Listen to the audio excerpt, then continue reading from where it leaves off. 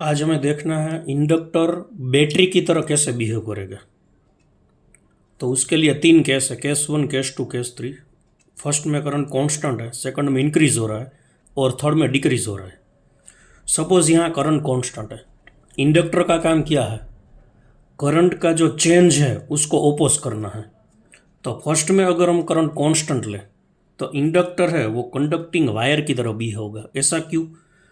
क्योंकि इंडक्टर के दो पॉइंट के बीच का पोटेंशियल डिफरेंस का इक्वेशन है L D I by D T. यहाँ एल है 1 पर करंट कांस्टेंट है, सो करंट का टाइम के साथ डिफरेंशिएशन 0 होगा, सो वी एल 0 होगा। वी एल कब 0 होता है? जब इंडक्टर रजिस्टेंस लेस वायर की तरह बिहेव करता है। ये एक ऐसा कंडक्टिंग वायर जिसका रजिस्टेंस 0 है और ऐसे वायर के दो पॉइंट के अक्रॉस पोटेंशियल डिफरेंस है वो 0 होता है।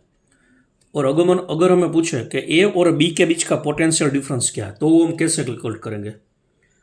तो किरचॉफ्स लॉ अप्लाई कर दो। ए के पास का पोटेंशियल है वी ए, करंट की डायरेक्शन में जा रहा है और कोई एक इंस्टेंट पर करंट हमारे पास है 2 एम्पियर, वो प्रॉब्लम में गिवन है। तो 2 ओम के जो रजिस्टेंस है उसके दोनों पॉइंट के बीच में पोटेंशियल डिफरेंस क्या होगा? Minus I into R. I 2 है, आर भी 2 है, -2 इंटू 2। और यहाँ पे वी एल क्या है? वो तो 0 है, प्लस और माइनस 0, क्योंकि वी एल 0 मिला है। और इसमें देखा तो R2 के अक्रॉस पोटेंशियल डिफरेंस क्या है? कोई एक इंस्टेंट पर करंट 2 है, रजिस्टेंस 3 है, तो पोटेंशियल ड्रॉप आ गया 2 इंटू 3 आई इंटू आर। और बी का पोटेंशियल है वी बी। तो इस पर से हम V A minus V B निकाल सकते हैं। तो V A minus V B क्या आएगा? वो आएगा 10 वोल्ट। ये केस 1 का आंसर है। केस 2 में क्या है? करंट इंक्रीज हो रहा है और इंक्रीज रेट दिया है 1 एम्पियर पर सेकंड। अब क्या होगा? यहां पे देखें तो अब क्या होगा? इस केस में, सेकंड केस में करंट इंक्रीज हो रहा है तो ये इंडक्टर बैटरी की तरह बिहेव करेगा और ये जो करंट इंक्रीज हो रहा है उसका ओपोज करेगा।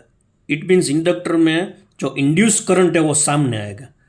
करंट ऑलवेज पॉजिटिव टर्मिनल से बाहर आता है, तो inductor behaves as a battery. ये बैटरी की तरह बिहेव करेगा, left side positive, right side negative terminal आएगा। वी एल है हमारा L D I by D T, L 1 है, D I by D T 1 है, सो वी एल आएगा 1 वोल्ट। फिर से हम किरचॉफ्स लॉ अप्लाई करेंगे। ए पॉइंट का पोटेंशियल वी ए ले लो, R1 के across potential difference I into R1 2 into 2 होगा। अब पॉजिटिव नेगेटिव टर्मिनल जा रहा है तो पोटेंशियल ड्रॉप होगा, पोटेंशियल डिक्रीज होगा, वी एल है 1, ड्रॉप होगा तो -1।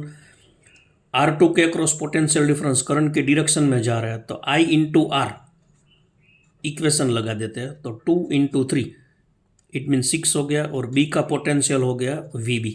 तो इस पर से हम VA माइनस VB निकाला, तो VA माइनस VB कितना आएगा? वो आएगा 11 वोल्ट। तो ये सेकंड केस का आंसर है। अब last third case. Third case में क्या है? करंट डिक्रीज हो रहा है और डिक्रीज रेट दिया है 1 एम्पियर पर सेकंड।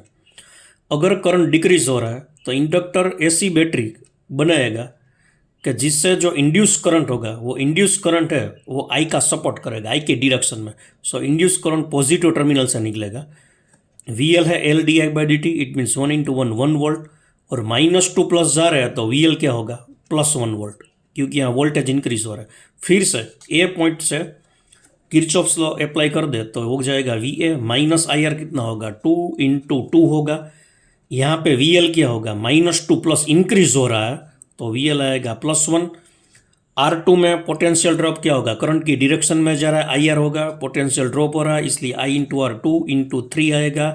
B का पोटेंशियल VB आएगा और VA माइनस VB हम निकाले तो VA माइनस V, यहाँ पे VA माइनस VB हमारे पास आएगा 9 वोल्ट।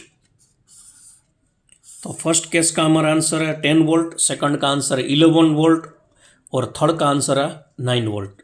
फर्स्ट में करंट कांस्टेंट था, सेकंड में इंक्रीज हो रहा था और थर्ड में डिक्रीज हो रहा था। Thank you.